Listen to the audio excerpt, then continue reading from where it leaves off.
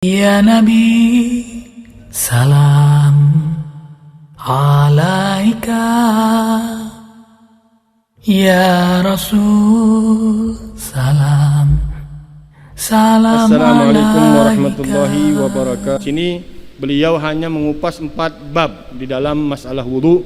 Babul furud, babul sunan, babul tatawwu, ada yang namanya muraghhabun fi, itu persamaan dari kata sunnah. Kemudian di dalam artian sunnah definisinya mayusabu ala fi'li imtithalan walam yu'aqib ala tarkihi imtithalan, yang diberikan pahala apabila kita mengerjakannya karena memang menjalankan sunnah dan menjalankan perintah Rasulullah sallallahu alaihi wasallam, perintah Allah Subhanahu wa taala, dan tidak mendapatkan dosa siksa apabila kita meninggalkannya karena menjalankan perintah Allah Subhanahu wa taala.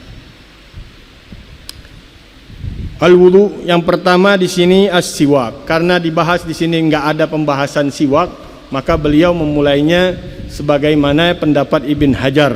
Ibn Hajar memulai bahwa sunnah-sunnah wudu yang pertama kali beliau masukkan adalah sunnatus siwak. Khilaf di antara ulama Ibn Hajar dan Ramli. Dari pertama saya katakan kita tidak akan keluar di dalam pembahasan khilafiyah madzhab. Kita hanya bahas Ibn Hajar dan Ramli, Nawawi, Rafi'i. Dan ini untuk naik kelas. Nah, orang kan naik kelas kan dari Risalatul Jami'ah, kemudian naik Safinah. Kalau itu doang akhirnya jenuh juga dengarnya. Naikin kelas dikit. Kita hanya mengambil kutipan yang mu'tamad, yang paling kuat di dalam mazhab Imam Syafi'i, yang diambil oleh para ulama Syafi'i, yaitu Imam Nawawi dan Rafi'i. Kemudian yang paling terkuat dari hasil rincian mereka dari Imam Nawawi dan Imam Rafi'i, dari penelitian analisa yang teliti lagi, diambil pendapatnya oleh para ulama Syafi'i, yaitu Ibn Hajar dan Ramli. Nah, ini dua ini sudah disepakati oleh ulama Syafi'iyah yang terkuat dari yang terkuat dari pendapat-pendapat para ulama Syafi'iyah. Jadi kita sebenarnya udah paling nikmat, kita ini paling nikmat, udah nggak pakai bahas Qur'annya, nggak bahas hadisnya, kita terima jadi tinggal dimakan doang. Walaupun nanti kita akan mempelajarinya, dalil-dalilnya, kemudian Al-Qur'annya, dari sunnahnya, dari ijma, perkataan-perkataan para ulamanya, tapi nanti itu dinamakan kibarul ilm. Kibarul ilm, kita belajarnya sigharul ilm qabla kibariha. Mempelajari yang kecil-kecil dulu dari keilmuan, kemudian naik kepada hal-hal yang besar di dalam keilmuan. Ini tata cara yang diambil oleh para ulama-ulama yang dikategorikan rabbaniyin, orang-orang yang benar-benar mendidik, karena dia mengajarkan sigharul ilm qabla kibariha, mengajarkan hal-hal daripada yang kecil-kecil dari keilmuan, kemudian hal-hal yang besar di dalam keilmuan. Sunanul wudu dibahas di sini as-siwak. Siwak kita sudah tahu maknanya adalah secara bahasa adalak, gosokan, menggosok kalau kita bilang. Kemudian di dalam fikihnya adalku fil asnan biniyatin makhsusah bikulli khashinin, menggosok di gigi, pada gigi kita dengan sesuatu yang agak kasar, dengan niat yang tertentu, yang ditentukan. Itu namanya siwak. Kenapa didahulukan siwak di sini? Ini pendapat Ibn Hajar. Pendapat Imam Ramli hanya beda pemahaman sedikit, kata ulama. Kalau Ibn Hajar memasukkan as-siwak sunan fil wudu, sunan di wudu. Kalau Imam Ramli memasukkan siwak sunan minal wudu, sunnah dari bagian sunnah-sunnah wudu, dari bagian, nggak tersendiri. Makanya beliau memasukkannya sebelum daripada pembahasan sunnah-sunnah wudu yang lain. Nanti dibahas lagi at-tasmiyah di sini. Setelahnya tasmiyah. Kita bahas dulu siwaknya. Siwak yang kita tahu yang paling afdal dengan arak, kayu batang arak. Di sini susah dah ketemunya. Itu buahnya dom. Batangnya batang kayu arak. Kalau yang beli siwak tahu tuh.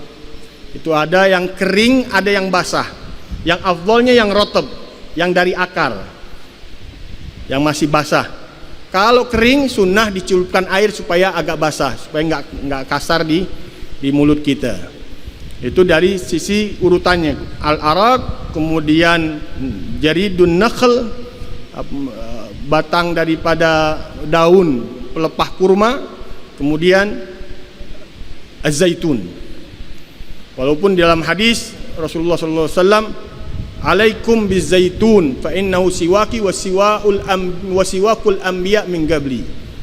Hendaklah kalian dengan zaitun karena dia adalah siwakku dan siwak anbiya para nabi sebelumku. Tapi yang dikuatkan oleh para ulama, dan Rasulullah sallallahu alaihi wasallam seringnya menggunakan daripada al-araq, daripada buah yang tertentu. Susah gambar ini kalau nggak ada barangnya. Pokoknya siwak itu yang dijualin itu siwak arak gitu. Yang dijualkan itu siwak arak. Tapi ada yang basah, ada yang kering. Kalau yang basah, yang ratab dari pertama kali diambil itu lebih afdal. Kalau sudah kering disunnahkan untuk dicelupkan ke dalam air supaya tidak terlalu keras di gigi kita. Kemudian hukum siwak. Hukum siwak wajib inda izalatnya wajibah di dalam terkena najis. Kalau mulut kita terkena najis, disunahkan kita diwajibkan kita la ilaha illallah. Yang pertama sunnah ketika dalam keadaan apapun disunnahkan bersiwak. Dan lebih disunnahkan lagi, lebih ditekankan lagi, bukan diwajibkan, lebih ditekankan lagi inda taghayyuril fam, ketika perubahan bau mulut, baik habis tidur atau habis makan. Itu lebih kencang lagi disunnahkannya. Lebih disunnahkan, lebih ditekankan sunnah muakkadah inda taghayyuril fam wa inda istighabil minan naum, ketika berubah bau mulut dari bangun tidur atau. Tapi akhirnya dipilih lagi dari pendapatnya syuf ulama, ketika mereka dapetin dalil baru diambil yang terbaik, diteliti lagi, dia nggak malu-malu untuk merubah pendapatnya. Ketika dilihat ada yang lebih kuat dalilnya, diambil lagi sama dia. Akhtara Imam Nawawi adamul karaha. Imam Nawawi mengatakan tidak makruh, la ba'da zawal la ba'dal asr. Itu yang pendapat Imam Nawawi terakhir kita dalam pengamalannya. Kemudian yakun wajib kalau dinazarkan. Udah habis siwak aja. Kemudian tasmiyah. Tasmiyah baca bismillah. Tapi lebih kita habaib ngambil pendapatnya Al-Imam Abdurrahman bin Ali Al-Masyhur, Shahib Bughyah Mustarsyidin. Beliau mengatakan tasmiyah Al-Quran lebih diutamakan daripada as-siwak. Jadi bismillah dulu baru siwak. Walaupun di sini Imam Abdullah bin Abdurrahman Bafadal memasukkannya bagian yang kedua, karena tasmiyah bagian minal wudu, min sunanil wudu. Dia tidak terpisah seperti siwak. Kalau siwak sunan fil wudu, sunnah fil wudu. Kalau tasmiyah sunan minal wudu, bagian dari sunnah-sunnah berwudu.